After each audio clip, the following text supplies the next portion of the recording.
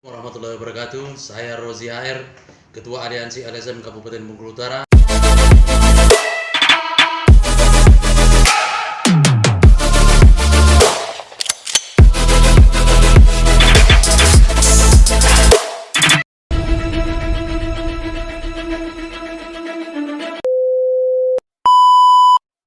Tentang masukan ataupun barometer untuk pemerintah daerah yang akan kita bahas topiknya satu persatu. Coba Pak Rozi uraikan dulu dari makalah yang ada. Kita lihat dulu apa yang akan disampaikan secara global dari aliansi LSM Bengkulu Utara ini.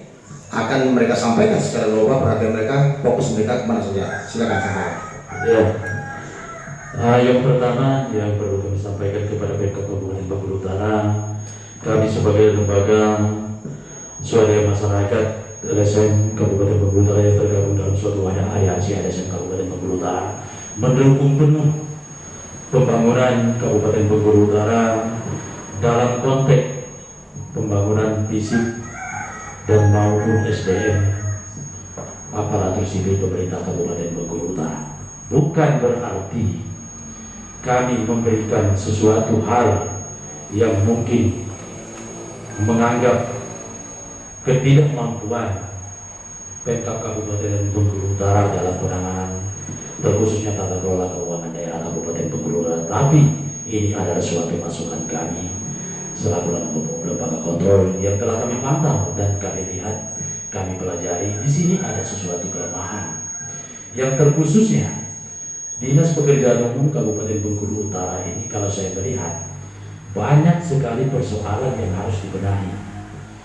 Jadi saya berharap kepada Pak Sekda Kabupaten Bengkulu Utara, Bupati Kabupaten Bengkulu Utara, bagaimana selayaknya seorang pimpinan organisasi perangkat daerah mengelola keuangan dan data yang baik dan benar. Selamatkan aset Kabupaten Bengkulu Utara. Saya rasa ini bukan waktu yang terlambat. Itu harapan saya. Apalagi kalau saya lihat ribuan aset Kabupaten Bengkulu Utara ini yang tidak tahu panjangnya, yang tidak tahu lebarnya, yang tidak tahu luasnya. Sedangkan di rapat RPJMD 2020 kemarin, yang waktu Pak BLD, Pak Bupati Kabinsos Provinsi Bengkulu waktu itu lupa saya. Nah itu BLD Kabupaten Bengkulu Utara, rapat RPJMD di SD Model. Saya lihat di situ ada angka-angka yang disebutkan oleh Kepala Dinas Kabupaten Bengkulu Utara. Sekian persen kerusakan berat, sekian persen kerusakan ringan, sekian persen kerusakan sedang. Sedangkan aset Bengkulu Utara ini ribuan yang tidak tahu panjang, volume, lebarnya. Bahkan ada beberapa aset puluhan yang tidak tahu di mana tempatnya. Dari mana angka itu bisa terbit? Jangan asal aja. Bapeda harus bertanggung jawab dengan ini. Bapeda ya? Iya. Badan Perencanaan Daerah harus jelas. Saya waktu hari itu kalau diberikan suatu waktu untuk bertanya, saya pasti bertanya. Kenapa Kepala Bapeda tidak mempertanyakan secara detil, secara spesifik di mana aja kerusakan jalan berat ini? Di wilayah mana kerusakan jalan ringan ini? Di mana kerusakan sedang ini? Kita punya 19 kecamatan, 215 desa, 5 belum definitif. Kan jelas? Iya, kita kan mau tahu ini. Dan supaya juga DPR juga tahu dan diberitahu kepada DPR sekian persen loh. Kecamatan ini rusak berat. Kecamatan ini rusak sedang. Kecamatan ini rusak ringan. Berapa budget anggaran harus kita gelontorkan satu anggaran di sana? Kalau memang 2021 belum bisa kita arahkan ke sana ini sampai dengan sekian persen, ya minimal sudah mendekati itu harapan kita. Sampai kendaraan dinas DPUPR itu saya lihat itu 25 unit yang tidak ada keterangannya, tanpa keterangan. Apa itu? Kendaraan dinas. Kendaraan dinas yang tidak punya Tanpa keterangan. tanpa keterangan. Iya. Artinya? Ya ditanya tanpa keterangan, kira-kira seperti itu. Kan aneh ya? Iya. Ini tidak bisa dijawab oleh Kepala Dinas PUPR. Belum, tidak bisa dijawab, sudah saya publikasikan ini, sudah saya sampaikan melalui media. Iya. Nah, jadi informasi yang saya dapatkan, saya belum tahu itu. Tunggakan pajak mobil dinas, tunggakan pajak kendaraan dinas Kabupaten Bengkulu Utara ini mencapai 1,6 miliar. Sedangkan setiap tahun anggaran itu sudah dianggarkan loh. Uangnya kemana? Uangnya kemana ini? Berarti ini ada indikasinya, ada indikasi penyimpangannya. Uangnya kemana? Ya belum belum bisa dijawab oleh mereka. Belum. Nah, mudah-mudahan nanti Kepala Dinas PUPR bisa melihat sendiri atau Bupati Utara sendiri bisa menjawab pertanyaan dari rekan kita Alexen Utara ini. Kemudian kan Pak Rozi. Nah itu yang kita sayangkan, karena itu menggunakan uang rakyat.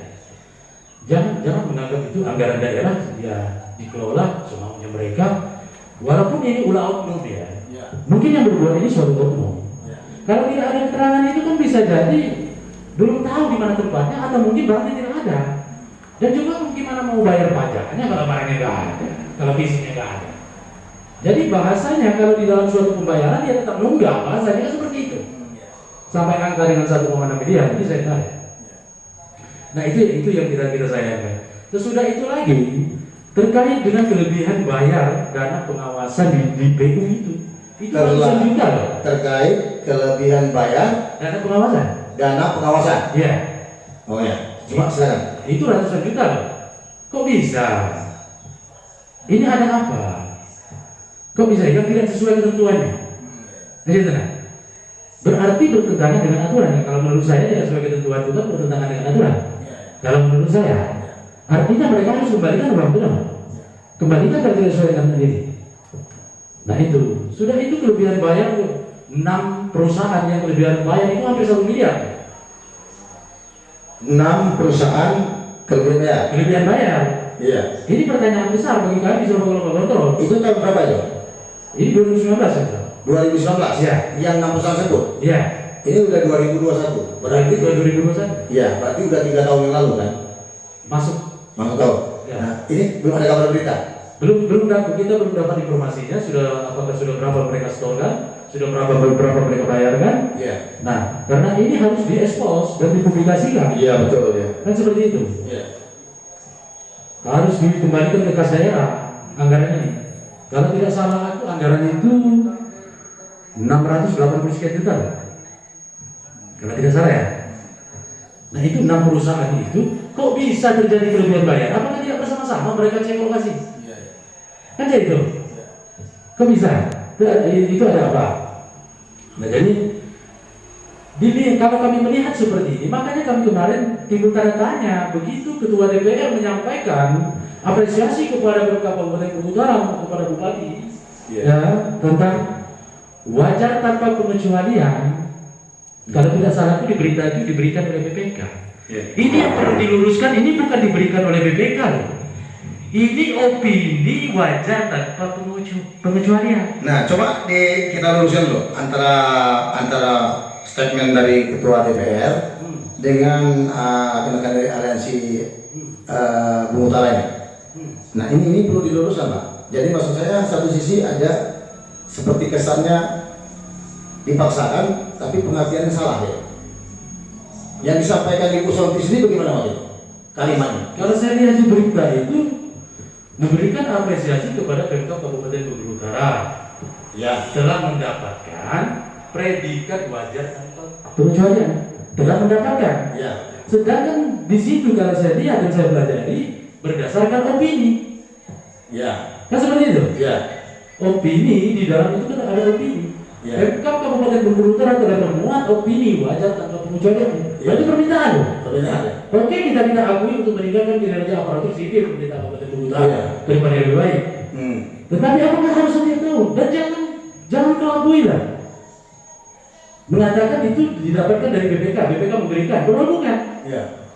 Di situ opini. Padahal bukan. Ini pernyataan dari Ketua Aliansi LSM Bogor Utara. Kalau saya pelajari dari teman BPK ya. Nah, itu. Coba ini perlu diluruskan. Nah, sekarang coba kita tanya teman-teman yang lain, Pak. Gimana? Bisa? Coba kita tanya.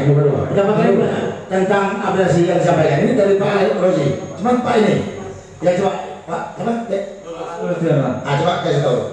Jadi menurut saya kalau ada berarti seperti ini Pak, kalau ada pernyataan yang saya rasa tidak sesuai dengan koridor, berarti ada semacam pembodohan informasi menurut saya, ya kan? Iya. Karena kenapa seperti itu?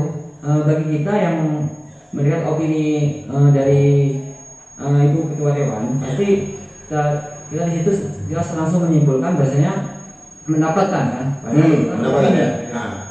Saya rasa seperti itu. Jadi pembodohan informasi menurut saya Pak. Iya. Ini pembodohan apa miskomunikasi? Berarti informasi yang disampaikan Ibu Sonti ya berarti menurut pandangan rekan-rekan semuanya beda ya dengan seperti yang dirilis oleh PPKRI. Iya ya. Kemudian Pak Tarmizi bisa menyampaikan Pak? Kira-kira yang kita bahas masalah opini apa? Opini ya. Ya. Karena saya baca berita cuman sepotong-sepotong kemarin Ya. itu kan Ketua DPR Bengkulu Utara Sompi, Iya. kan? Iya Bu Sompi. Itu memberikan apresiasi terhadap pemerintah Kabupaten Bengkulu Utara Iya. yang mendapatkan WTP kan ya? Iya. Yang keempat. Jadi kalau kita lihat secara kasat mata di dalam pembangunan Kabupaten Bengkulu Utara itu masih sangat kurang. Pembangunan ini terus terang saja kita lihat di dalam kota, terutama kota Kabupaten Bengkulu Utara, di mana jalannya, pembangunan jalannya yang masih seperti itu. Iya. Apakah wajar? Mendapat. Itu Bapak ini Pak. Ya, yang mendapat pendidikan tadi. Iya. Nah, baik pemirsa, semakin alur ini. Artinya pembahasan tentang wajar tanpa pengecualian ini terus dipertanyakan oleh rekan-rekan yang berada di Aliansi LSM Utara. Jadi sangat menarik sekali. Nah, kita kembali lagi kepada Ketua Aliansi LSM Utara, Saudara Rozi. Mungkin bisa mendetail lagi. Di pemerintah Bengkulu Utara ini terlalu dikak-pikuk, ya terlalu banyak lah yang apa itu yang panas ya kan, ya maksudnya begini, ya maksud yang panas itu maksudnya khususnya di dinas instansi di PU. Jadi maksudnya bukan ini masukan untuk pemerintah daerah, ya bagi kepala dinas, ya maksudnya Heru, ya kalau memang pun pemerintah daerah kalau masih tidak bisa dipertahankan lagi, ya lebih baiknya kok masih banyak yang lain gitu. Apalagi ini sedikit pemerintahan muncul PU, pemakaian dari ini Dewan PU, PPKP PU, iya kan? PPK PU, bentar lagi KPK yang manggil. Nah, ini sorry, nanti kalau seandainya kalau ada yang salah ya tolong diluruskan. Nah, salah satu saya tahu persis kemarin ada permasalahan proyek pipanisasi di tahun 2019. Jadi warga terus menyampaikan kepada dinas instansi, baik itu Kades, terus menyampaikan kepada instansi, tidak ada respon berkali-kali. Ya akhirnya apa? Aku secara pribadi melaporkan. Tidak ada respon. Ada. Nah, sekarang belum tahu status mana jauhnya. Pokoknya ada respon karena ya penyidik sudah turun untuk ya apa yang selanjutnya saya nggak tahu itu kan. Oh, ini respon dari pihak penyidik ini. Kalau sudah respon dari pihak penyidik udah bahaya ini. Nah, bukan respon dari ini, berarti respon dari pihak penyidik ini ceritanya. Nah, kemudian lanjutin. Nah, jadi maksud saya itu kan karena kita ini kan saya ibarat di sini itu masukan untuk pribadi saya ya, karena kita Makmur ini adalah kota induk, jadi jangan berkata ini pimpinan mikro apa tadi jangan kita kalah daripada ini kabupaten Pemekaran dengan Muko dengan Benteng ya kan ya. Kita sedangkan kabupaten induk ya. Nah, maksud seperti ini ya, saya sebenarnya mungkin bisalah yang mendengar menilai kata-kata saya ini karena terlalu banyak berbicara ini karena bulan puasa ya kan, ya mungkin kurang etis, ya mungkin Pak Mikro Pak Tommy bisa menilainya dan kawan dan masyarakat pada umumnya. Terima kasih. Baik teman-teman.